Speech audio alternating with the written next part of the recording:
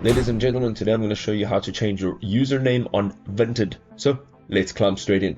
Okay, so let's begin changing our username. First of all, you need to know that this cannot be done from your profile. So what you need to do is go all the way down to the bottom of the page. You're going to look for the Help Center and you're going to open the Help Center. Now, once you've opened the Help Center, you'll have a few options. Okay, on the left-hand side, you'll see My Account and Settings just underneath this menu. So let's go into My Account and Settings. Now, this next page will present with you a few options to change. Right, so let's go to Profile Details.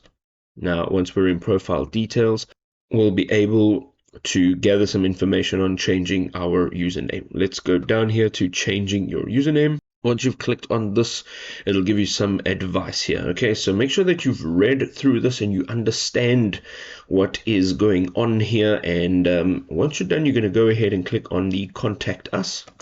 You're going to go ahead now, you can upload photos, you can describe your issue, and then you need to just accept a response in English, which is this checkbox here, and then you're going to send your issue for review, making sure that you're putting in as much detail as possible.